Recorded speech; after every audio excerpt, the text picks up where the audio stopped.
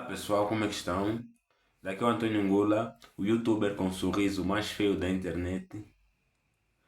Então, hoje eu trouxe aqui um conteúdo muito novo e muito pertinente para vocês, que é um conteúdo que vai falar acerca do poder. Eu vou vos explicar o que é o poder, o que é a ciência política, o que a ciência política estuda, o que é a política, etc, etc, etc.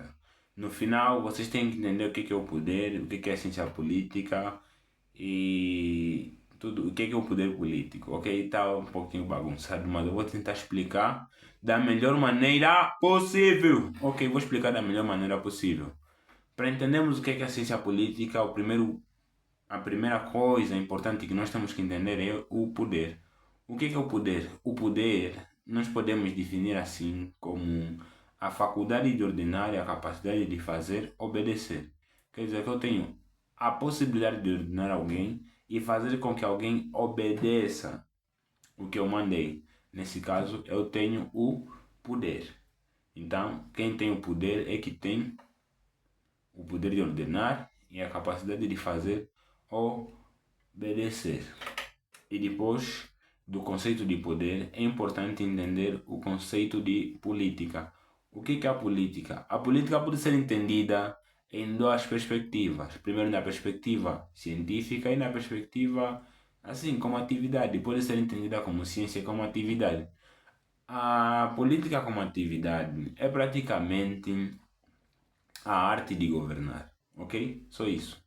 É a arte de governar. E científica praticamente vai estudar os factos políticos que acontecem na sociedade e vai tentar atingir a totalidade desse facto. Vai descrever, analisar, mas vamos chegar aí. O que nos interessa aqui é a política como a atividade. Se o poder é a capacidade de mandar e fazer obedecer e a política é a arte, ó, é a arte de governar, então, neste sentido, vamos juntar estes dois elementos.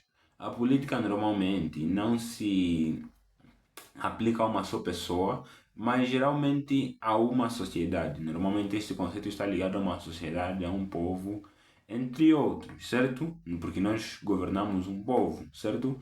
Então, nesse sentido, o poder político vai ser a capacidade que um povo tem de governar. Entenderam? E o titular do poder é que vai exercer essa faculdade de mandar e o povo vai obedecer ao que ele mandou.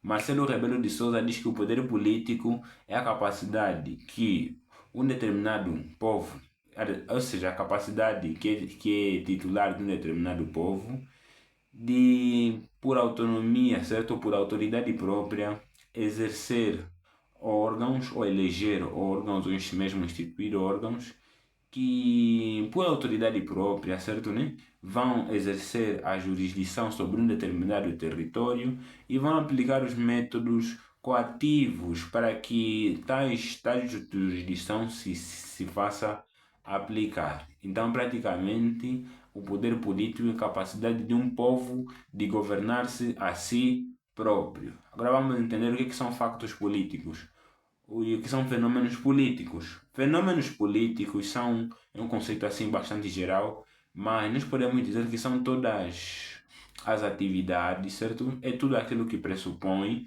uma relação entre o governador, a pessoa que manda, e o governado. Então, tudo aquilo que pressupõe uma relação entre o governante e o governado, nós vamos chamar de fenômeno político.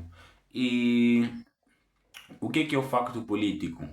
Existem dois autores que praticamente explicam na mesma cena, mas nós vamos pegar a definição de Marcelo Caetano. Ele diz que o poder político é nada mais, nada menos do que, ou seja, o facto político, perdão, é nada mais, nada menos do que todos aqueles acontecimentos que estão ligados à instituição, à existência e ao exercício do poder político. Então, nesse sentido, nós entendemos que tudo aquilo que acontece, que estiver diretamente ou não ligado à aquisição, à manutenção e à aplicação do poder político, praticamente é um facto político. E a junção entre os factos políticos e os fenômenos políticos é que vai formar a realidade política. Então tem facto político, nós já falamos de poder político, certo? Então tudo aquilo que diz respeito ao poder político, nós podemos dizer que é o facto político. Nós já falamos de facto político, certo? Já falamos de facto político e fenômeno político. Já falamos de realidade política. Também falamos do poder político, que é fácil de entender assim, certo? Então, o que é isso de ciência política? A ciência política, que nós já vimos lá, já dividimos a política no campo científico e no campo como atividade. Agora vamos desenvolver a política no campo como atividade.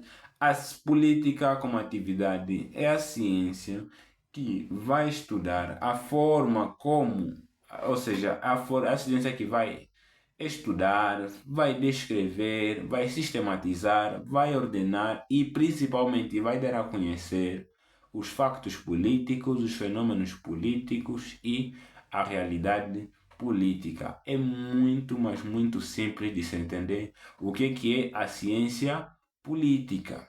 Então, a ciência política é muito importante, principalmente para estudar, para pessoas de estudo de direito e outras áreas, claro, mas a política é principalmente muito importante para que nós possamos compreender quais são os factos os factos que vão fazer com que os factos que fundamentam ou dão origem a determinadas normas, certo? Nós vamos fazer os factos que condicionam as normas e também os factos que também praticamente vão modificar alguns momentos as normas, vai identificar os interesses que compõem as normas e também vai entender os valores que praticamente conduzem e regem as normas que estão estabelecidas em uma determinada sociedade.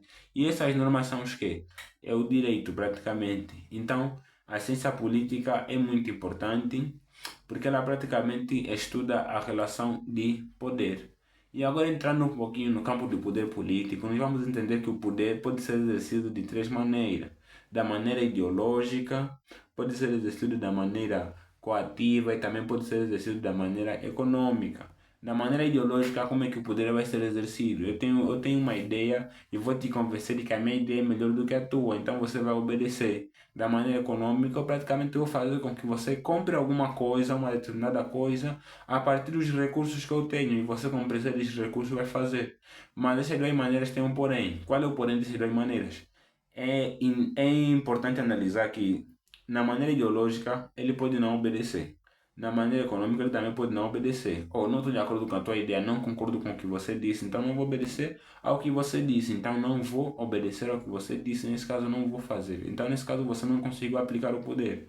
Por meios econômicos, eu vou tentar pagar a ti para comprar alguma determinada coisa, mas pode-se dar o caso que tu não queiras receber o meu dinheiro, os meus recursos, porque você não precisa. Então, nesse sentido, também fica um bocadinho complicado e a pessoa também pode não obedecer.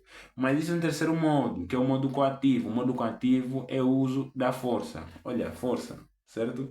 Então, quando eu vou aplicar o uso da força, certo? O uso da força para obrigar alguém a fazer alguma coisa, e nesse sentido, se ele não fizer essa coisa, ele será punido por mim, ele pode apanhar uma surra ou ele pode ser preso, alguma coisa terrível vai acontecer, essa pessoa tem obrigatoriamente de obedecer. E é dessa maneira que o Estado exerce o seu poder coativo. Agora vais perguntar, Antônio, então o Estado é que manda. O Estado é que manda. Praticamente sim, o Estado é uma instância, um conceito abstrato que nós todos temos, ah, um conceito abstrato que nós temos e que praticamente é um órgão que vai organizar praticamente a sociedade. É um órgão, né? Um conjunto de instituições que regulamentam a sociedade. Então nós submetemos o nosso direito ao Estado e nós temos que obedecer às regras do Estado sob pena de ser sancionados. Então praticamente é isso. Essa foi a minha aula sobre como é que eu entendo o poder e como é que eu entendo que a ciência política funciona e também qual é a importância da ciência política para os juristas e também a mais importante, como é que nós podemos aplicar o poder e principalmente qual é a melhor forma de aplicar o poder. É muito resumido, há muito mais conteúdo para ser estudado e fundamenta-se na Constituição da República de Angola, mas isso é assunto para outro vídeo. Tchau!